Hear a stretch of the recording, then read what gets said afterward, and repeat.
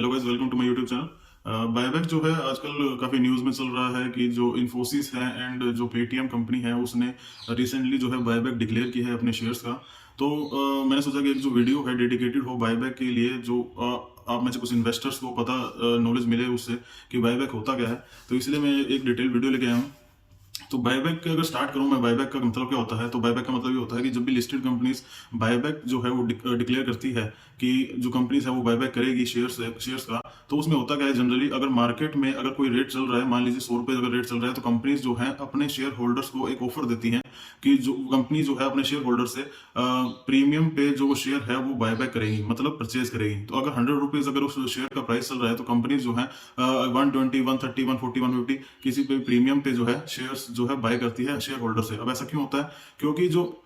Companies हैं उनके पास, जिनके पास, जो कंपनीज के पास एक्स्ट्रा कैश होता है, सरप्लस में कैश होता है, और उनकी जो ग्रोथ है उस पर कोई इफेक्ट नहीं आएगा फ्यूचर में अगर वो कैश जो है वो एक्सपेंड कर देते हैं कहीं पे। जो कंपनीज हैं वो डिसाइड करती हैं कि जो भी वो एक्स्ट्रा कैश उनके पास पड़ा है वो एज ए रिवॉर्ड अपने शेयर होल्डर्स को जो है उनमें बांट दिया जाए, उनको उन पे डिवाइड कर दिया जाए। कुछ मामलों में जब ये बायबैक का जो डिसीजन लिया जाता है वो इसलिए लिया जाता है कि कंपनीज जो हैं वो अपनी जो स्टेबिलिटी है वो शो करना चाहती है मार्केट में, कि अगर जैसे कंपनीज जो हैं जो बायबैक डिक्लेयर करती हैं वो जो है अपना जो अर्निंग पर शेयर है वो अपना इन्फ्लेट करना चाहते हैं। वो कैसे होगा कि जो प्रोपोर्शनेटली जो अर्निंग अपॉन जो नंबर ऑफ शेयर्स होता है, तो नंबर ऑफ शेयर्स जो है वो प्रोपोर्शनेटली डिक्रीज हो जाएंगे जितना जो बायबैक होगा। तो उससे क्या है, प्रोपोर्शनेटली जो ईपीएस है वो इंक्रीज हो जाएगा। वैसे ही अगर बात करूं तो जो कंपनीज जो हैं वो बायबैक तब भी करती हैं जब उन्हें मार्केट में ये दिखाना हो कि जो उनकी फाइनेंशियल स्टेबिलिटी है वो काफी स्ट्रांग है बाकी कंपनीज के मुकाबले। बायबैक तब भी किया जाता है जब कंपनीज जो हैं वो ये चाहते हैं कि जो शेयर होल्डर्स हैं उनके पास जो है कंपनी से कंट्रोल ना जाए, कि डाइवर्सिफिकेशन जो है वो कम हो जाए। जो शेयर्स हैं जो कंट्रोल है जो कंपनी का वो जो एग्जिस्टिंग जो ओनर्स हैं उनके पास रहे और ज़्यादा डिवाइड ना हो, इसीलिए भी जो है कंपनीज जो है वो बायबैक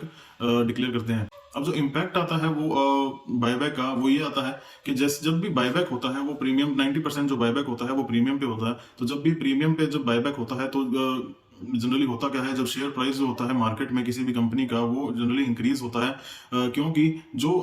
कंपनी जो शेयर होल्डर्स जिन्होंने पहले परचेज नहीं किया था वो अब परचेज करने की कोशिश करते हैं कि अगर शेयर्स जो है उनको अगर बायबैक प्राइस से कम के अंदर अगर मिल जाए तो वो परचेज करके उसके बाद जो है कंपनी को सेल कर देंगे प्रीमियम पे। तब इससे होता क्या है कि जो मार्केट प्राइस जो होता है शेयर का वो इंक्रीज हो जाता है। एक और जो अनपॉपुलर जो रीजन है बायबैक करने का वो ये है कि कंपनी जो है बायबैक करती हैं शेयर्स को, उसके बाद जो वो शेयर्स जो उन्होंने बायबैक किए हैं वो एज ए रिवॉर्ड अपने एम्प्लॉयज और अपने मैनेजमेंट को रिवॉर्ड के तौर पे बांट देती है, जो है स्टॉक ऑप्शन। अब जैसे मैंने आपको बताया कि पेटीएम और इन्फोसिस जो है ये दोनों कंपनी है जिन्होंने रिसेंटली बायबैक जो है अपने शेयर्स का वो डिक्लेयर किया है। जो जनरली मैं जैसे आपको बताया था कि बायबैक जो है वो पॉजिटिव न्यूज लाता है और उसका जो इम्पैक्ट होता है वो हमेशा पॉजिटिव होता है। मतलब 90% जो है उसका इम्पैक्ट पॉजिटिव होता है। अब पेटीएम का जो एग्जांपल है वो देखने के बाद ऐसे आपको समझ में आएगा कि जो इसका इम्पैक्ट है वो नेगेटिव भी हो सकता है। तो दोनों कंपनीज ने, जो इन्फोसिस है और पेटीएम ने, जो डिक्लेयर किया है अपना बायबैक, उसकी वजह से जो इन्फोसिस है उनके लिए जो है एक पॉजिटिव जो है न्यूज लेके आया है, लेकिन जो पेटीएम है उनके लिए जो है एक नेगेटिव न्यूज लेके आया है बायबैक। पेटीएम ने 850 करोड़ का जो है बायबैक जो है उसका डिसीजन जो है डिक्लेयर किया है। अब जो शेयर प्राइस जो है वो जनरली 500 के आसपास जो है चल रहा था पेटीएम का, और जो कंपनी है उन्होंने अराउंड 50% जो है प्रीमियम पे बायबैक करने का जो है डिसीजन लिया है, जो कि है 810 रुपीज। अब अगर नॉर्मल सर्कमस्टांसिस में देखें तो जो शेयर्स होते हैं अगर उनको प्रीमियम जो कि 50% है, काफी अच्छा प्रीमियम है, तो उससे होता क्या है, जो उसके शेयर का प्राइस है वो मार्केट में वो इंक्रीज होता है डेफिनेटली। बट इस केस में हुआ क्या है, इस केस में उल्टा हुआ है, क्योंकि जैसे अगर आप इन्वेस्टर हैं, अगर पेटीएम के जिन्होंने आईपीओ में जो है इन्वेस्ट किया था, तो आपको पता होगा कि 2150 जो है इसका इनिशियल प्राइस था, उसके बाद जो है ये 500 के आसपास ट्रेड कर रहा था। तो अब चाहे अगर अपने शॉर्ट टर्म के पर्पज से देखें कि अगर किसी ने शेयर जो है अब परचेज किया था, उसके बाद अगर बात करें तो उस केस में जो है ये प्रीमियम जो है एक अच्छी अमाउंट है, और जो अभी जो रिसेंट इन्वेस्टर्स हैं उनके लिए जो है अच्छी न्यूज है। लेकिन जो आईपीओ इन्वेस्टर्स हैं उनके लिए जो है ये बैड न्यूज है, क्योंकि पहले से ही जो है उनका पैसा जो है डूबा हुआ है, लेकिन कंपनी जो है वो जो बायबैक कर रही है वो भी खाली 810 रुपीज के अंदर कर रही है। अब जैसे मैंने आपको बताया कि जो कंपनीज होती हैं वो बायबैक तभी करती हैं जब उनके पास सरप्लस कैश फ्लो हो। बट जो पेटीएम है जो अपना एनुअल स्टेटमेंट जो है वो रिलीज कर रहे हैं, उसमें जो है उनका नेगेटिव कैश फ्लो जो है सामने आ रहा है, वो भी लगातार पिछले 3-4 सालों से। तो जो इन्वेस्टर्स हैं वो ये समझ नहीं पा रहे हैं कि जो कैश जो उनके पास नेगेटिव में चल रहा है, तो वो पेटीएम जो है वो कैसे जो अपना बायबैक है वो कंप्लीट करेगी। और यहाँ पे मैं आपको एक बात बता दूं कि लॉ के हिसाब से अगर किसी कंपनी ने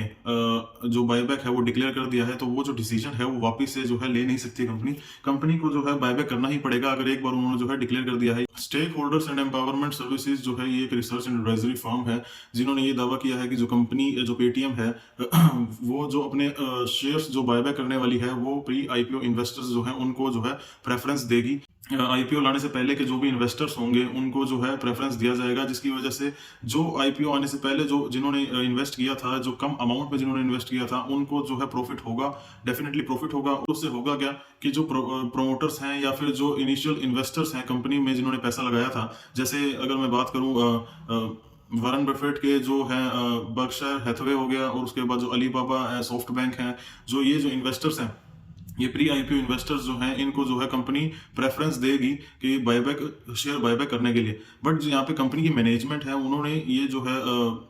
ये जो न्यूज़ है इसे खारिज किया है कि इन्वेस्टर्स जो है उन्हें कोई प्रेफरेंस नहीं दी जाएगी, कोई प्रीवियस आईपीओ इन्वेस्टर्स को प्रेफरेंस नहीं दी जाएगी। ये ओपन मार्केट जो है ट्रांजेक्शन होगी। अब यहाँ पे जो एक और इम्पोर्टेंट बात है वो मैं आपको बताना चाहूंगा कि एक तो होता है ओपन मार्केट और दूसरा होता है टेंडर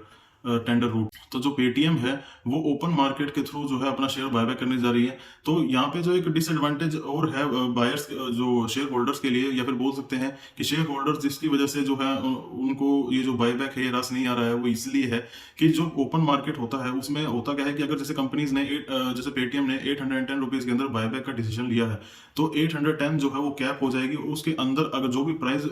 पेटीएम को मिलेगा तो वो अपने शेयर होल्डर्स को वो उतना प्राइस दे के उसको शेयर को परचेज कर लेंगी। जैसे मान के चलिए अगर 810 रुपीज पेटीएम ने जो है डिसाइड किया है, पर जो शेयर है वो अब अभी भी मुझे जो है 600 में 500 में अगर मिल जाता है तो कंपनी उसको ले लेगी, और कंपनी को उसमें जो है बेनिफिट होगा कि उन्होंने जो बायबैक है वो डिक्लेयर भी किया, पर उनको जो है बायबैक जो है वो कॉस्ट इफेक्टिव पड़ गया। तो यहाँ पे जो शेयर होल्डर्स हैं वो ये कह रहे हैं कि जो ये इवेंट होना चाहिए था बायबैक का, ये कोई इवेंट नहीं रहा, क्योंकि इवेंट जो होता है उसमें होना क्या था कि जो 810 रुपीज जो है वो फिक्स अमाउंट रहनी चाहिए थी। जो बायबैक में जनरली देखा जाता है कि 810 रुपीज फिक्स अमाउंट होती है, और उस पर जो है